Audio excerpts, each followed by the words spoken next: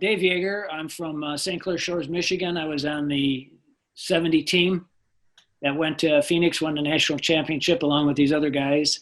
I was telling a story before you all got on. Jeff was on, but Eric wanted me to repeat it. So Jeff, one of the greatest hitters I've ever played with. He was fun to watch. Try to emulate him as best you could. He hit a home run in the tournament. I think it was our first or second game, and he hit it off the clock in right field.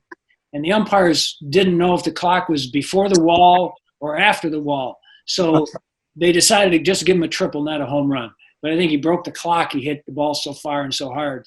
But that was one of the memories that I had of that group, one of our first games there. But what an exciting time for us. And to be able to get back together with you guys is quite a thrill for me. And I've seen Tom Burkert a few times over the last couple of years. And I saw Terry Collins as well at Comerica Park. I got to see him when the Mets came in to play the Tigers at Comerica. So that was a fun time. Hey, Tom Burkert. Played in 1967 through 70. Cleveland drafted me in 70, so I left the university at 1970 and went and played with the Cleveland Indian Farms team for the next 4 years. So, you sit back and you think about that, and I mean, we really had a bunch. Obviously, we had a bunch of pretty good athletes, but it was there were no head cases, there were no egos, there's nothing to deal with. It was just, they were just a group of guys that played together really well and got along really well, and friendships have kept on for a whole lot of years. Rocky Rowe, Southfield, Michigan.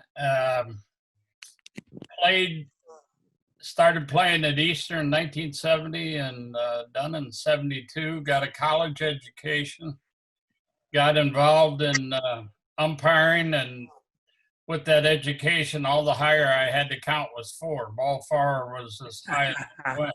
So the education came in real handy. But ironically, one of my stories is in fall ball. I asked Coach Ostrike if, when we were done playing, I said, can I put on the shin guards? And had no idea I wanted to do it. And it was in 1972. And he let me umpire back there. And so I don't know if you all remember Doug Causey. Yes. Yeah. He's passed on, but when I decided that I wanted to go on and give an attempt at umpiring, he told me, he said, well, you'd probably be a good umpire, probably get to college baseball. And he said, you can make good money there. Well, I went to the umpire school, and that particular year there was, I think, 363 people for 10 jobs. And I got one of the 10 jobs, which was in the Florida State League, which was a great league to start out in because that's where all the spring training sites were. And ironically, I started in 77, and the first game that I umpired in the major leagues was in Minnesota in 1979, July 2nd. I wasn't the youngest to go to the big leagues, but I was the quickest to go from A ball, double A, triple A to the big leagues, and then stayed there until 2002 and been retired and living in Florida. And now my biggest decision I have to make is whether I'm going to play the front 9 or the back 9. So, and I'm kind of enjoying that. So, Rocky, what made you such a hit as an umpire? How did you progress so quickly?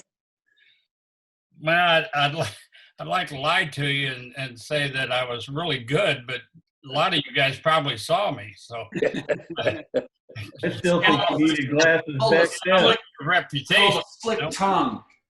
The slick tongue you got there, Rocky. Yeah, I think first off, I gotta pay homage to Coach Ostrike, because Coach Ostrike instilled, I think, in every one of us that played for him, a love for the game and a love for each other.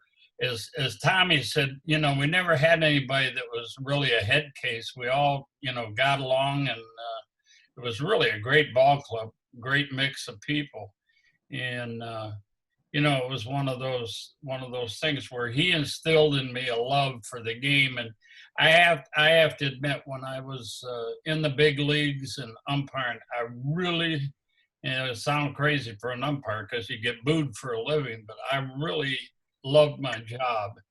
And 7 knee operations into the career earlier than I would like to, but that's just the rub of the green. So, but I got to work a couple World Series, and there's nothing better than that. And obviously the lights are a lot better than they were in college and the minor league. So, but it was I got to work with a lot of really good men, and if I look back on it, the thing I miss the most is, well, obviously the paycheck and the per diem was pretty good when I retired, but I miss the locker rooms because I worked with Durwood Merrill, who was hands down the funniest guy that I ever met in my life.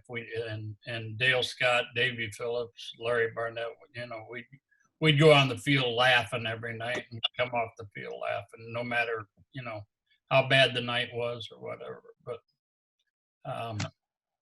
But I think just going back to Coach Ostrike, he instilled, a winning attitude, I think, in each and every one of us, and a love for the game. And that's, I guess, I hope that showed through when I was umpiring. So. Yeah, I started at the Eastern in '62. I played 4 years of football and 3 years of baseball. But as far as baseball, my first year I played with Bill Crouch in '63, and then Ron came the next year. Actually was in the fall he coached football for a while also. But in '64 and '65, I played for Ron. He was an assistant to Bill Crouch in '64. And so his first full team was actually in '65, which was my junior year. But I couldn't play my senior year because I tore up my shoulder several times playing football. So I'm going to play 3 years of baseball. But you could tell right off the bat that Ron was a special person. And I ended up coaching high school baseball for 10 years. And actually proud of the fact I sent 5 kids to Eastern on scholarship to play for Ron. And one of them might have played with you, Rocky, or Tom, Bill Reichel. Billy Reichel, yeah. Billy Reichel. Yeah, and he was I think in maybe '74, '75 was the MAC Male Athlete of the Year. He was our shortstop at Sacred Heart in Dearborn, but he ended up being playing a right field at Eastern. A little difference as far as the skill level, but he was a great kid. Yeah, he was a good kid. He played with me. I think his first year was '72. Yep, 71 or 72, right in there. And then right after that is when they got Bob Welch and Ochenko, and they really had they had a good run there. Yeah, he had another Terry Lillyhorn he played for us, and Dick Marion, Jim Reichel, and Jim Smith. So I was proud of that fact. But Ron was quite a guy. Oh yeah. I got to visit Ron several times when he was at the Gilbert House in Ypsilanti, when he was definitely declining, but he still had that great smile and great smirk to him. He was always good to see. And I'm proud of the fact, too, I was inducted into Eastern's Hall of Fame in 2015 in baseball and football, primarily for football, but I'm not going to turn my back on that baseball experience either. It was wonderful. Sure. I'm wrangling 2 kids here, so my apologies. Bob Henderson, 2006 to 2009, left-handed setup guy, didn't even touch 80 miles an hour. And I set up Matt Shoemaker for 3 or 4 years. And so we hit him with the, with the slow southpaw, and then, Matt would come in with the hammer. So it was a fun couple of years. My favorite memory, we were MAC West champions in 08, and then in 09, we started the year 0-26. You may have, Eric. it was probably the low moment of my career. We couldn't win a game to save our lives, and then we ended up going to the NCAA regionals. You know, we won the entire tourney, and I've never seen such leadership from a group of guys ever. And facing that type of adversity, and really, I use that story to this day, whether it's at work, as a leader, or even coaching baseball. So to be to be so down.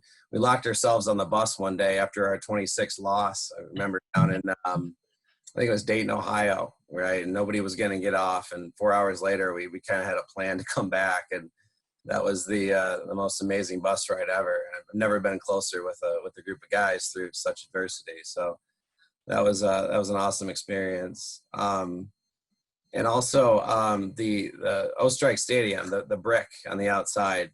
I don't know, Eric, if you know the story behind that, but I majored in construction management, and I graduated in 2009. At pretty much the worst time to graduate from college here in the 2000s. There was a huge economic depression, and so I went to work for a brick mason, and started doing project management and stuff, and I found out one of our suppliers had a bunch of brick lying around. They were paying to have stored somewhere.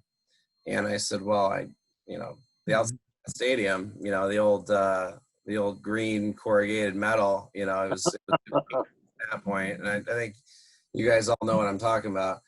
And so I basically, opened up my computer and designed the entire outside on AutoCAD. Went to the yard down in the middle of Detroit and had all that brick donated and trucked out to Eastern. It was sitting there for a bit, and then I got my company to donate some of the labor to install a lot of that facade. The stone eaves you see, the emblems and everything, that was all donated through some of my suppliers at that point. So I wasn't a phenomenal ball player at all, and the setup man is really underrated in baseball. Bias there, but the eighth inning is a very important inning, as you guys know. But my impact there on the stadium, I love driving by it, looking at it. We didn't pick those colors; that's all we had. The brown and the yellow. Yeah, but it's holding up pretty well, and I really glad to be a part of that. Hi, Rock. How you doing, buddy? Very good, Rick. How are you? Oh, I'm hanging in there like this. There you go. That looks familiar. I got mine right over on the wall over there. Yeah, I look at that every time I go by, and I just think, man, what a team. It was just a group of guys, like you said, we're together. We played as a team. We won as a team. We lost as a team. We got our butts chewed as a team. Oh, yeah. Many a times. And, like I said before in the other meeting, is that I was glad Roger finished that game 7, because I was in the bullpen warming up. Why, I do not know. I was just thankful that he finished it, and all hell broke loose after that. And I do remember you calling balls and strikes, but I also remember me putting on the catcher's equipment and asked Coach if I could catch batting practice, and he said, yeah. I just looked up at you and I said, you got to be kidding me. That's a strike? You need glasses now. But yeah, it was a fun time. And I don't know, Coach Ruff, if you ever played the 5-man infield? Eric? Not yet. I'm hoping to. I like it late in the game, obviously, when you got maybe a sinker baller on the mound, a guy that's going to hit some ground balls. Yeah, I've lost it. Yes. I'll tell you what, the first time we did that, the team we were playing had no idea what we were doing. They were totally baffled. There's guys running all over the place. And we got a double play out of it. Got us out of the inning. You were talking about it, the stadium. When we didn't have scholarships at that point in time, so we had jobs to pay for our room and board. Well, Terry Collins and I and a couple other guys, we actually built that outfield fence, the original one. We worked for Terry Clark.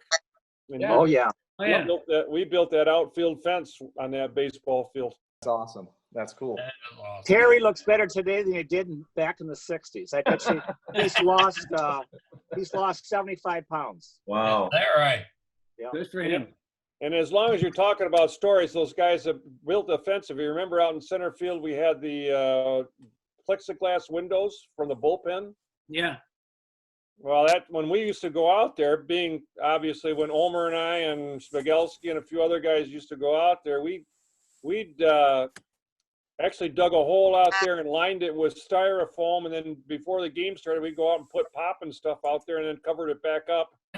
and then sometimes we'd play euchre against the other baseball team's bullpen because they were out there. Then other times we played hockey out there, and in order to get away with it, we used to take the baseball bats, turn them, put the barrel down on the ground, and put our hat on top, so when Oak looked out into the field, he could see the hats.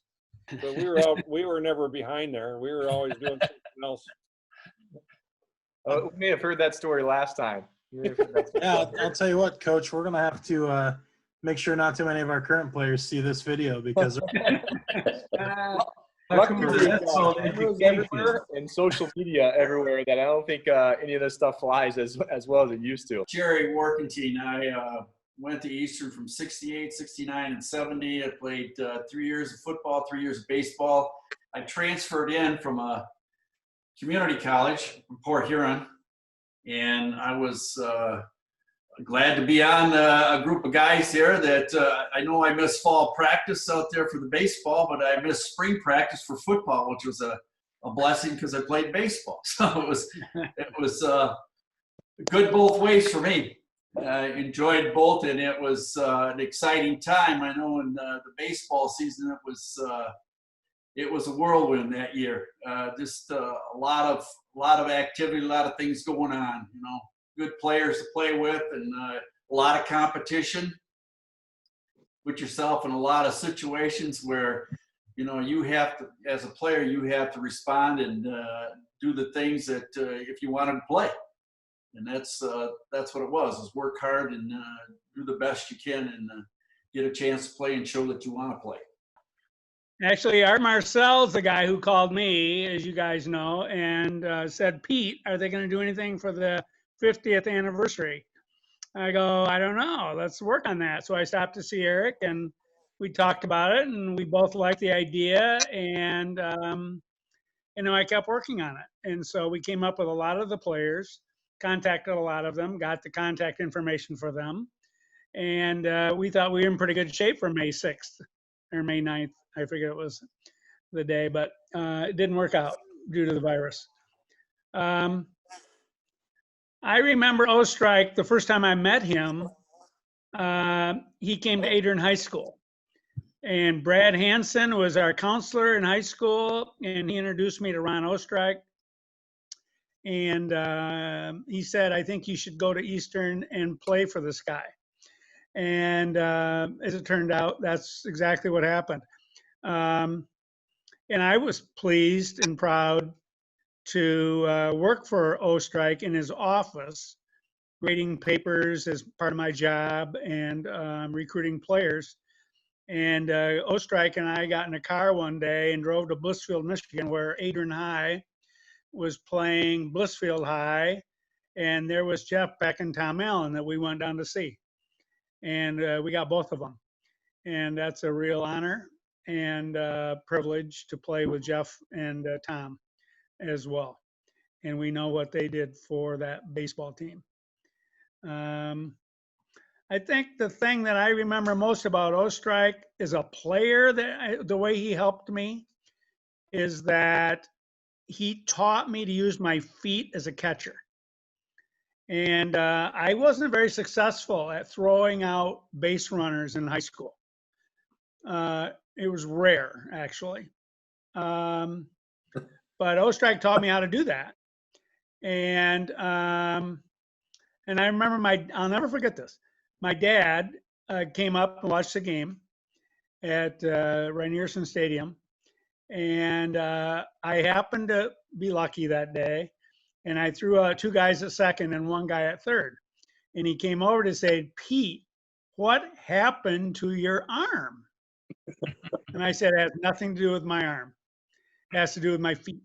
And coach taught me how to move my feet and get ready for the throw. And that just helped me enormously. Coach was a great guy. I loved the man. And I got to go see him at the end too, at the center. Stopped by his house several times over the time he was there, and then went to the center. I forget the name. Somebody else mentioned it. The Gilbert Center. Yeah, I went to the Gilbert House.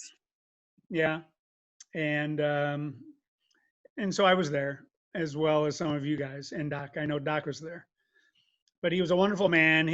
I loved him, and he was so helpful in so many ways as helping me through college and helping me as an adult, and taught me a lot of life lessons.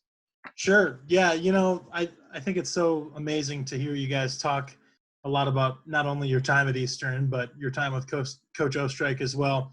And one thing, though, I want to bring up really quickly, and we can honestly take as much time as you guys would like with this too, is I think we, can't truly honor the 1970 team and really a big chunk of Eastern baseball history as a whole without talking a little bit about Roger Coryell, obviously, who isn't able to be on these calls with us. And I know he was a great teammate of yours, and then obviously went on to become a very successful head coach in his own right. So I was just hoping that somebody or multiple may be able to share something about Roger too, because I think we always talk about Coach Ostrike, and obviously that's well deserved for what he did at Eastern, but Coach Coryell did a lot of great things here as well too. So if anybody has a quick story about Roger, or maybe a little bit of insight about maybe why he became such a successful head coach, other than learning everything from Coach Ostrike, I think that'd be great to cover, and then we can get a little bit into some of the national tournament as well, and more about the 1970 season and some of the other seasons as well. I was just going to say that about Roger. Roger always had great stuff. And there was a time in his career when he wasn't quite sure where it was going, but he had a great arm. And the championship game that we won the national championship with, he pitched like the game of his life. I mean, he just was dominating, and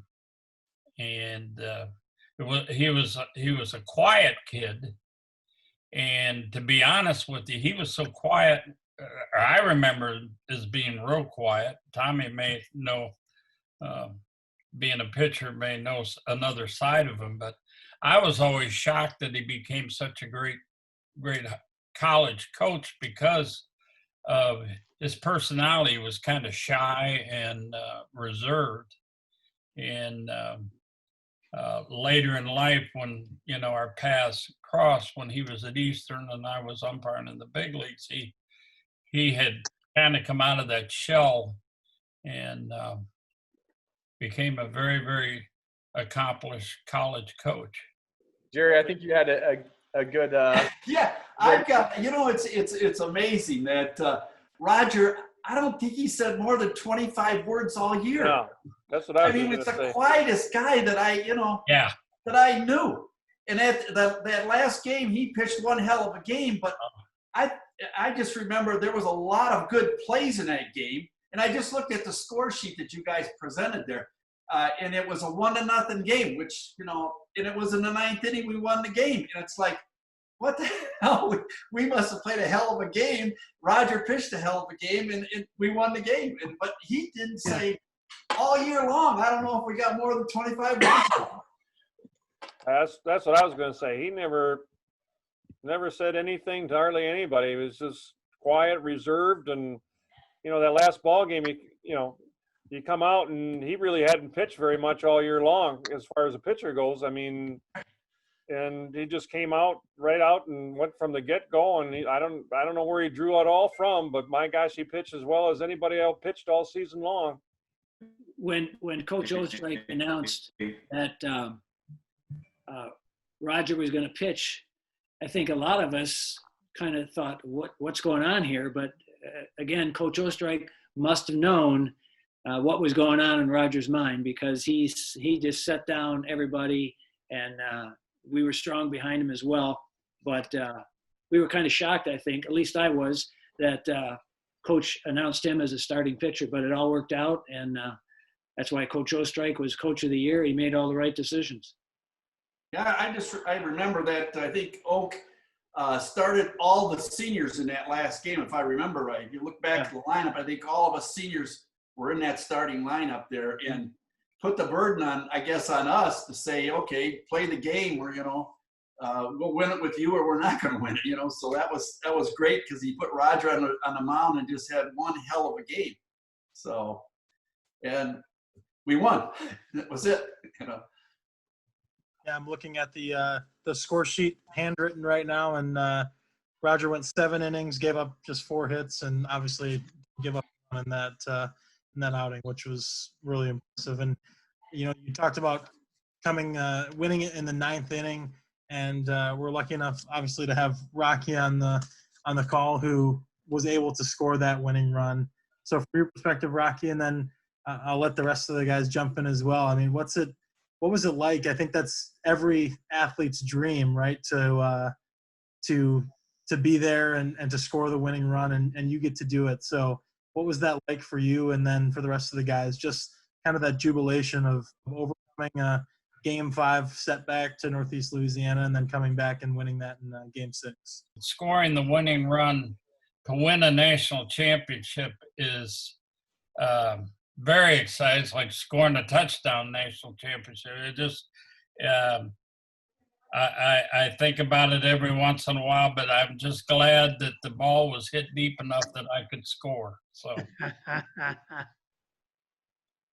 Sure. Yeah. I mean, just to top from, from the excitement of winning the championship, one thing I asked on the last call, and I know a couple of you are on there, but maybe I'll hand it to a couple of the guys that weren't on last call. So maybe Dave or Tom, or really anybody can answer this as well. But, one of the facts when I look back at the record book, and, I'm kind of a nerd about this kind of stuff, just it being my job to look at the stats. But when I look back, one of the things that strikes me the most about the 1970 season is that 3 different times during the season, you guys had winning streaks of 8 or more games, and your longest streak was 12 wins. And that, for anybody, obviously everybody on this call knows, but for anybody that will watch this, on the website or social media, just to be able to do that in baseball is so hard. And we know you guys had great talent up and down the roster, but I think great talent aside, there's got to be some other factors that contribute to being able to have that much sustained success and being able to do it multiple times throughout the season. So what are some of those things from your guys' perspectives that allowed such fantastic and consistent play? And, really so many games where you guys came from behind and really never gave up and won those close games. Well, I think it had to deal with Coach O's ability to say, don't ever get your dabber down, and just go for it. If somebody's down, somebody else picks them up. There's times that people didn't hit, and there's other times that the other guys picked them right up. Plays in the outfield, maybe infield, catcher, pitcher, it all worked out. Jerry, I think that probably in the outfield there, you were probably the quickest guy I've ever seen. Yeah, I don't know. Maybe I was. Terry Collins was pretty quick. Yeah, but he wasn't in the outfield. Oh, I know. But except Dave Yeager, that time he ran into the wall. Yeah, that was pretty fast. You talk about those 8, 12, and 8 winning streaks. Tom, you got to understand, Tom Burkhardt, you got to go back to our pitching staff. Talk about the guys there on the pitching staff that were just outstanding. These guys all had great arms. Give us a little bit of what took place with those guys. Yeah, I think the thing about it is, and again, I think it's a group of people that played together. You could take almost anybody on that pitching staff and run them out and get something out of them. You didn't see, I don't remember ever getting like our brains beat in from a pitching staff anywhere all season long. Jake Cooney had, 10 or 11 wins, and Woody Mills had 10 or 11 wins. I think I had 7 or 8, and Hulk, Jerry Kramer had, 8 or 9. And I mean, it was just a pretty good group of people. And there was, the back end of it, like they were talking about the bullpen and stuff. You get Woody Mills came out of the bullpen and stuff, and he was, for a young kid to come out of the bullpen, and he just kind of stabilized everything toward the end of the games. I think Woody was great in the national tournament. I think he came in relief 3 times and shut him down. Yeah. So he did a great job. But I think our team, I can remember at the national championship, I roomed at the hotel with Rick Koenig and 2 infielders. And I think there was a love between these guys that you can't express. It just, everybody respected one another. The chemistry we had between us was incredible. And even with all that, your head coach has to bring that out in you. You got to have that leader who's in charge of all these talented people, and he's got to build that chemistry. And I think that's what Coach Ostrich did for us. We had great athletes, great baseball players, but he molded us to achieve the goal of winning the national tournament. So I think it was that chemistry that was developed that made us special. Well said. Tom mentioned that great pitching. I'm looking at it right now. Not a single player on the roster, not a single pitcher had a losing record that year. 3 of you guys had ERAs under 2, and 6 players had ERAs under 3. So that I'd recommend saying you probably will never see that in college baseball today, which is even the best of the best. I mean, you just don't see that. It's fantastic. Alex, that's probably telling you one of the reasons where we had a couple of strings there of 8 and 12 games in a row, because what we did as players on the field, we got, guys like Terry Trott and Jeff Peck and Rocky and Terry Collins get on base and then score runs. I mean, there were some athletes there that hit the ball, and all you had to do was score a couple of runs in a game. And in some games, we would just bust out and score 10, 12 runs. It was just a matter of getting people in scoring position and moving along. And somebody gets a base hit, and our pitching takes over.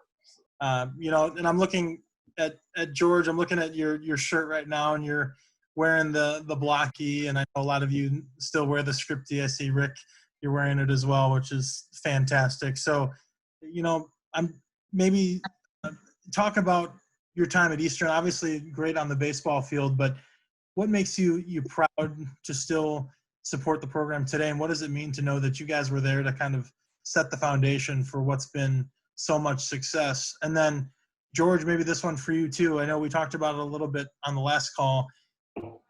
Obviously headlined by you guys winning the championship in 70, but between 66 and I think the early 80s, Eastern won 15 national championships. So talk about just what it was like to be on campus during that time. So much success in athletics throughout Eastern.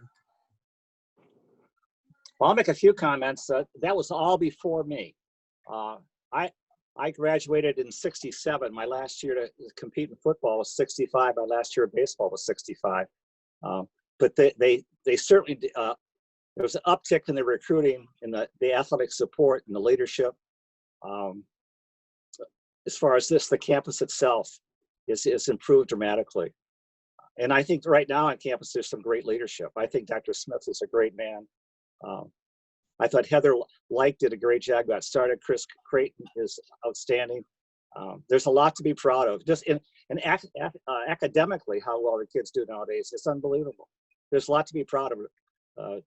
The blocky or the scripty, some great history. So I do a lot to support. I was on the alumni board, and I'm very proud to be an Eastern graduate. Some great experiences, great people. I appreciate it dearly. I think if you look at what goes on, I think, at least from a sports standpoint, an athletic standpoint, at least through that period of time, success breeds success. And you get a group of people, like I look at basketball, I look at George Gervin and Kennedy McIntosh and all those guys that played through that same era And Dan Boyster in the football program was, you know, I mean, he had that whole program through that section of athletics was successful. And I think just like anything else, success breeds success. You get people, a team who's successful or a program who's successful, kids want to come to that program. And, you know, it makes coaching, and the coaches obviously are the ones that steer the ship and get it going and make everything work. But, you know, once you get the right kids in the right place and you get them playing together, like the group of people we played with, I mean, we were talented, but I wouldn't go out and say we were just outstanding. I think we had just had a group of guys that played together really well and understood what we were supposed to do because of the coaching we had and the players around us. And I think that worked out the way it was supposed to work out. I think go ahead, Rock.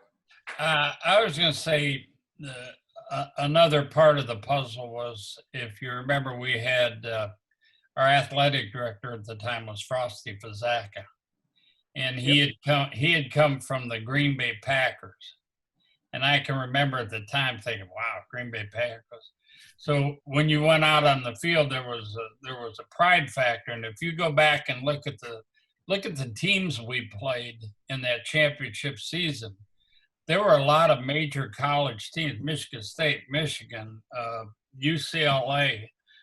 When we played out in Chapman College was a good baseball team. So that ball club, I don't know if, you know, it was a good group of guys, and I don't know if we played with like a chip on our shoulder, but it was kind of like, we're small college, but yet we played big.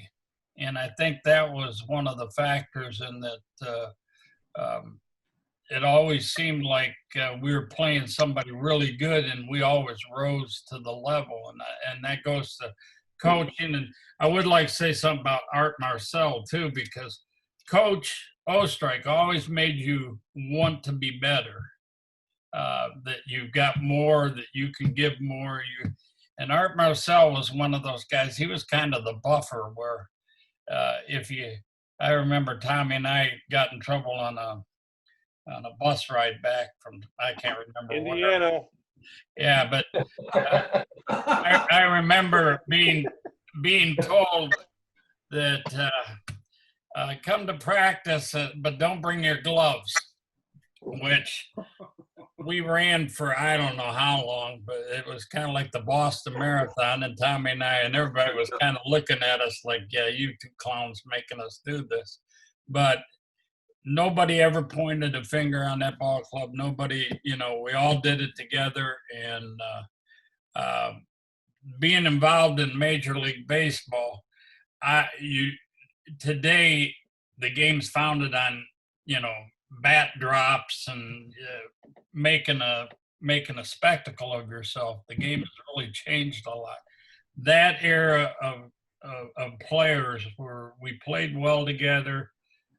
We were real gentlemen, I thought. We traveled well, and we listened to Coach Ostrike. And, you know, my goal when I was in college was try to make him happy. And I think as a group, we did. I think he also said they all put their pants on the same way you and I do. Yeah. One leg at a time.